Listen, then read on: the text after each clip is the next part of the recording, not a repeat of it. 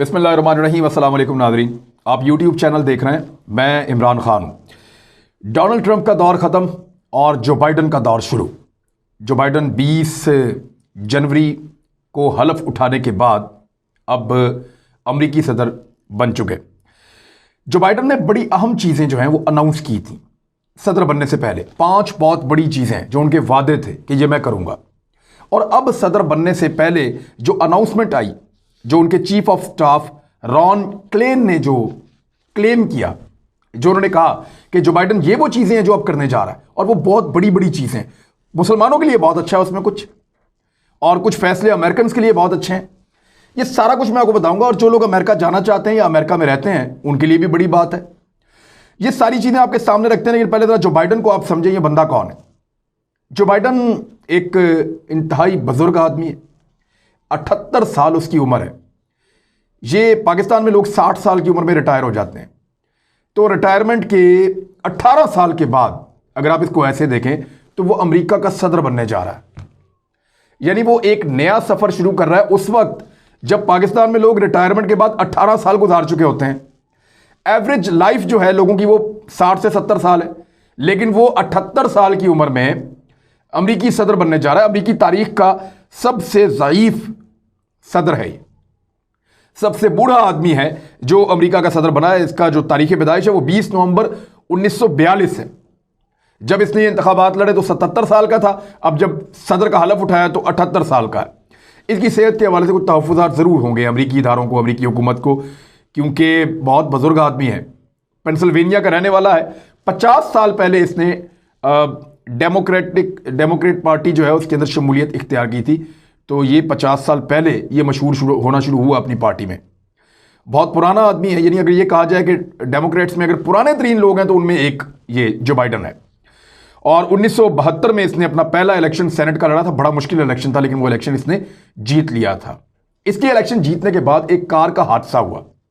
उस कार के हादसे में इसकी बेटी और बीवी दोनों मारे गए।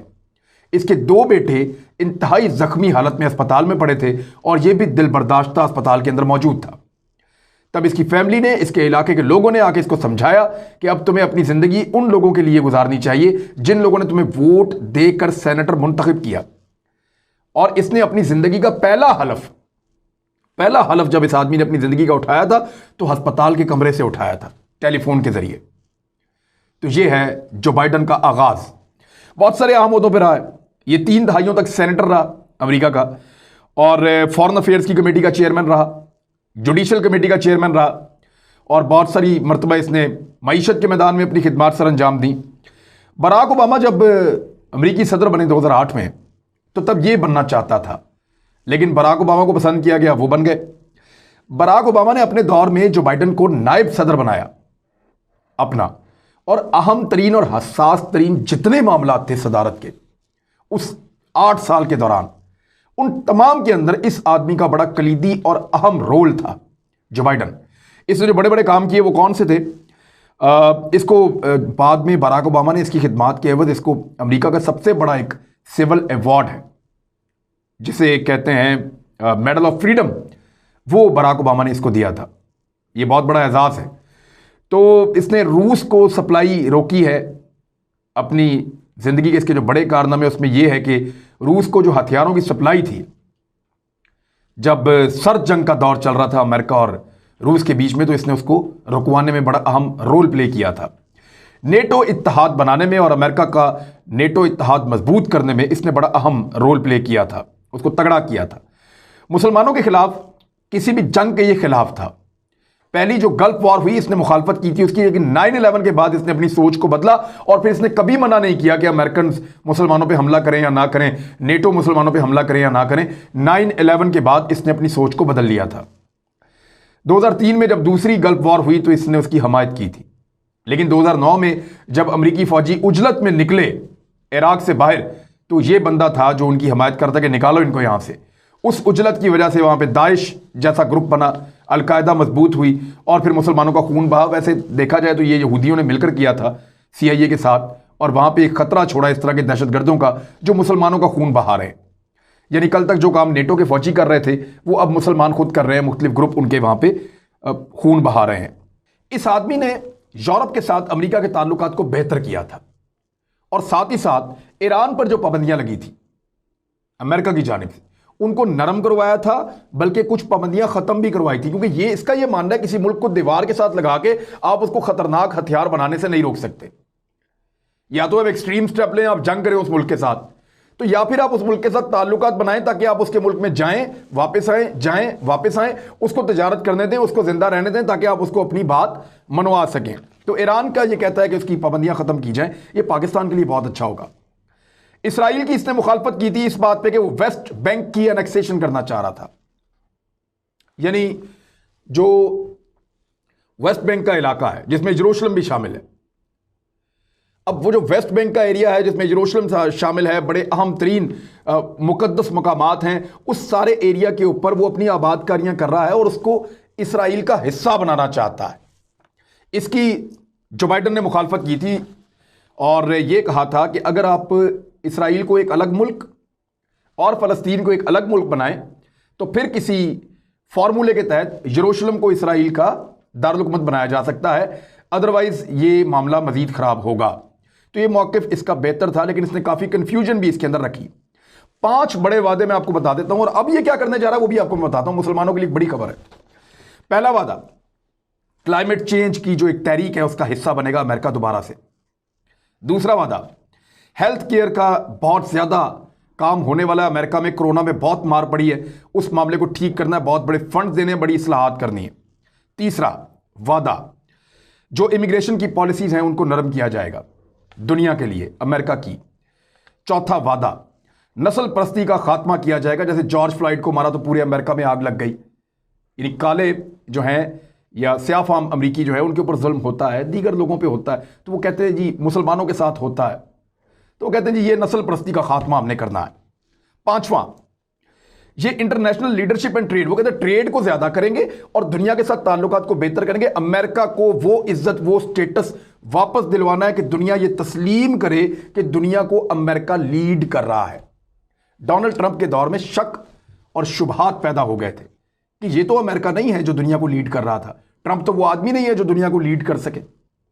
लिहाजा जो बाइडन कहता है कि वो स्टेटस हम वापस लेकर आएंगे, दुनिया के दिमाग में डालेंगे कि हम हैं लीडर और हम लीड करेंगे। अब चाइना नहीं है, रशिया नहीं है, बाकी नहीं है, हम वापस आएंगे। देखते हैं वो कामयाब होता है या नहीं होता, लेकिन ये 5 वादे उसने किए थे।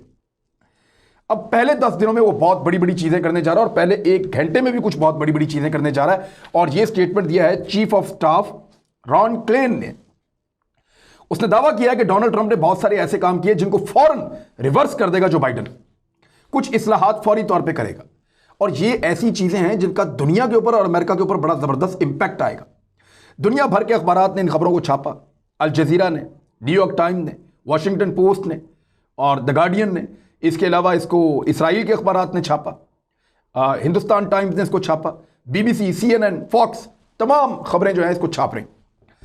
उसमें उन्होंने ये कहा कि पहली जो चीज करने जा रहा है, ये अब गौर कीजिएगा, जो पहली चीज अब वो कर रहा है जो बाइडन, वो ये है कि कई मुसलमान मुल्कों पर इमिग्रेशन का एक बैन लगाया था डोनाल्ड ट्रंप ने 2017 में सदर बनने के फौरन बाद, वो बैन खत्म कर देगा जो बाइडन।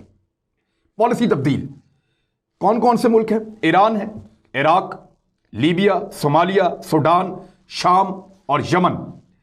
इसमें कुछ पाबंदियां उन्होंने इसलिए लगाई कि उन मुल्कों में लोगों को उन्होंने बहुत मारा है। कुछ पाबंदियां इसलिए लगाई कि सऊदी अरब ये चाहता था, यानी 3 मुल्क ऐसे हैं जिन पे सऊदी अरब के कहने पे डोनाल्ड ट्रंप ने पाबंदियां लगा दी, क्योंकि डोनाल्ड ट्रंप के जाती माली फायदे सऊदी अरब के साथ बहुत मिलते हैं और मोहम्मद बिन सलमान से उनकी बड़ी दोस्ती थी। लिहाजा ये जो पाबंदियां थी ये खत्म करने जा रहा है। दूसरा, ये मुसलमानों के लिए एक अच्छी खबर है, इमिग्रेशन पॉलिसी अगर नरम हो जाए तो उसमें वो अब एक रिफॉर्म्स भी लेकर आएंगे, जो चीफ ऑफ स्टाफ ने बताया है जो बाइडन के, कि इमिग्रेशन रिफॉर्म्स हम लेकर आ रहे हैं बहुत जल्दी, और ये पॉलिसी तो पहले घंटे में हम अपनी अनाउंस करेंगे। दूसरा, जो पेरिस का क्लाइमेट चेंज अकॉर्ड है उससे अपने आप को अलग कर लिया था डोनाल्ड ट्रंप ने 2017 में।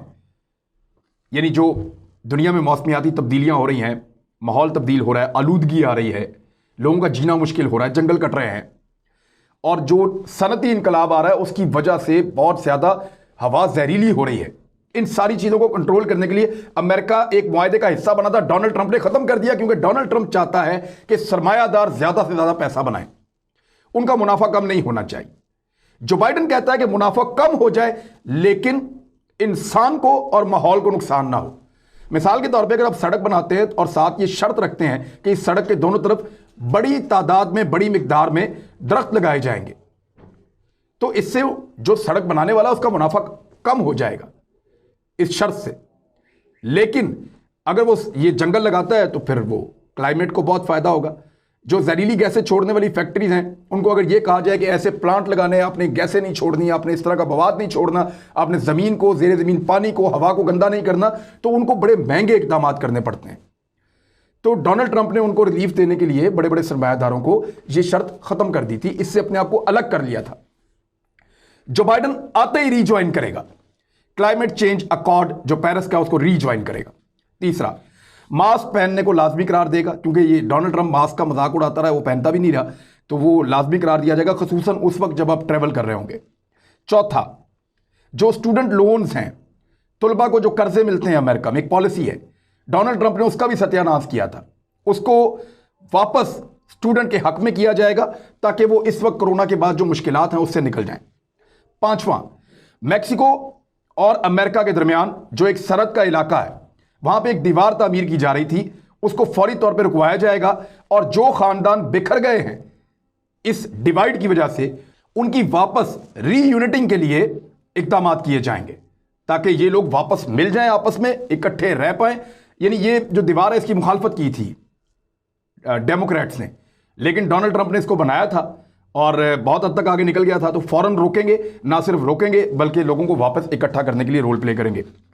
ये पांचवा था, और ये बड़े अहम 5 वादे हैं जो वो पूरा करने जा रहे हैं। इसके अलावा मैं एक इन्फॉर्मेशन आपको और दूं, 2 कश्मीरी खवातीन हैं जो कश्मीर बॉर्न हैं, जो कश्मीर में पैदा हुई हैं, उनको अपनी टीम के अंदर शामिल किया है जो बाइडेन ने, और वो खवातीन एक्टिविस्ट भी हैं। उनमें एक समीरा फजीली हैं, और जो समीरा फजीली हैं ये भी जो बाइडेन के साथ काम करेंगी, और आयशा शाह ये भी जो बाइडेन के साथ काम करेंगे। तो कश्मीर का मसला भी, क्योंकि जो बाइडेन के आसपास अब ऐसी खवातीन मौजूद हैं जो कश्मीर और कश्मीर के लिए पहले भी आवाज़ उठाती रही हैं, तो ये बात आगे बढ़ेगी और कश्मीर में भी अपना रोल प्ले करने के लिए कोशिश कर सकता है।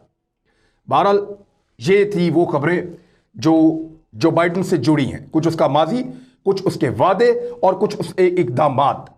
देखना यह है कि जो बाइडेन मुसलमानों के लिए और पाकिस्तान के लिए बेहतर है या नहीं, क्योंकि जो बाइडेन की टीम में एक बहुत बड़ा हिस्सा भारतीयों का है।